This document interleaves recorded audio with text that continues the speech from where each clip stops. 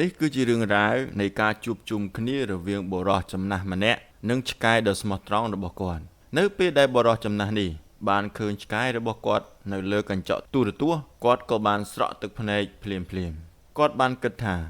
មិត្តភក្តិដ៏ល្អបំផុតរបស់គាត់ប្រហែលជាបានបាត់បង់ជីវិតយូរទៅហើយក៏ប៉ុន្តែជាការពិតគឺមិនដូច្នោះទេឆ្កែរបស់គាត់នេះបានដើរនឹងលូនតាមដងផ្លូវជារៀងរាល់ថ្ងៃដើររាប់គីឡូម៉ែត្រដើម្បីស្វែងរកគាត់ហើយវាត្រឡប់មកផ្ទះវិញជារៀងរាល់យប់ដើម្បីរងចាំនៅឯគំនរបែកបាក់នៃផ្ទះរបស់គាត់ឆ្កែមួយក្បាលនេះគឺឈ្មោះឌូដូប៉ុន្មានឆ្នាំមុនប្តីប្រពន្ធក្រីក្រមួយគូបានជួយសង្គ្រោះវាតាំងពីវានៅតូចហើយពួកគេទាំង3បានរស់នៅជាមួយគ្នាដោយមានក្តីសុខសាន្តអស់រយៈពេល8ឆ្នាំ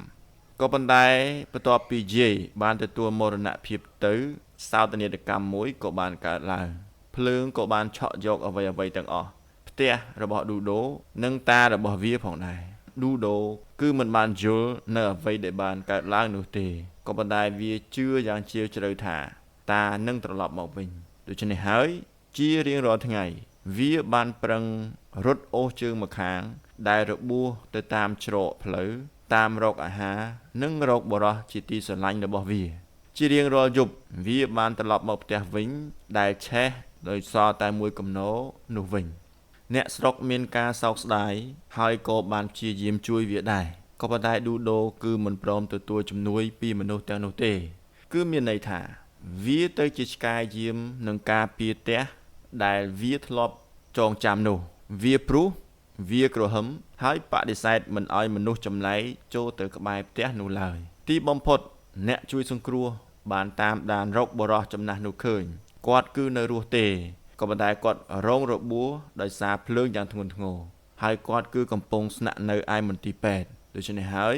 ពួកគេក៏បង្កើតនៅផែនការមួយពួកគេបានដាក់អាវចាស់ៗរបស់បុរសនោះនៅក្នុងទ្រុងឆ្កែហើយចាក់សម្លេងរបស់គាត់ឌូដូក៏រត់មកភ្លាមនៅពេលដែលវាបានឮសម្លេងស្គាល់ក្លិនហើយវាក៏ដើរចូលទៅក្នុងទ្រុងដោយស្ម័គ្រចិត្តគេក៏បានប្រញាប់នាំវាទៅពេទ្យសត្វសំណាងល្អដែររបួសរបស់វាគ្រាន់តែនៅផ្នែកខាងក្រៅតែប៉ុណ្ណោះវានឹងជាសះស្បើយឡើងវិញនៅក្នុងពេលឆាប់ៗនេះក៏ប៉ុន្តែកន្លែងថ្មីជាកន្លែងចម្លែកដែលឌូដូបដិសេធមិនព្រមស៊ីចំណីសោះទោះបីជាវាឃ្លានយ៉ាងណាក៏ដោយក៏វានៅប្រឹងអត់ទ្រាំតាដែលកំពុងតែមើលវានៅមន្ទីរពេទ្យឯណោះក៏យំម្ដងទៀតដែរគាត់ក៏បានអង្វរឲ្យពេទ្យយកមួករបស់គាត់ទៅឲ្យឌូដូឃើញហើយគាត់ក៏បានផ្ញើសារជាវីដេអូទៅឲ្យវាភ្លាមនោះនៅពេលដែលវាបានឃើញនិងឮសំឡេងរបស់តាត្រចៀករបស់វាបានឈរត្រឹងឡើងលើវាស្ដាប់បានហើយនេះក៏ជាលើកដំបូងដែលវាចាប់ផ្ដើមស៊ីចំណីមុនប៉ុន្មានសប្តាហ៍ក្រោយមកឌូដូក៏បានជាសះស្បើយពេញលេញឡើងវិញ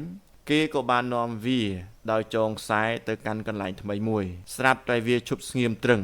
វាសម្លឹងនេះគឺជាតារបស់វាហើយឌូដូបានប្រឹងរត់ស្ទុះចេញអំពីដៃបរោះដែលដឹកវាមករត់ចូលទៅរកម្ចាស់គ្រប់ការឈឺចាប់គ្រប់ការនឹករលឹកគឺត្រូវបានរសាយនៅទីបំផុតពួកគេក៏បានជួបជុំគ្នាម្ដងទៀតលែងឯកាលែងខូចចិត្តទៀតហើយនេះគឺជារឿងរបស់បុរសចំណាស់ហើយនឹងឆ្កែរបស់គាត់ដែលបានបែកបាក់គ្នាហើយនឹងជួបគ្នាវិញ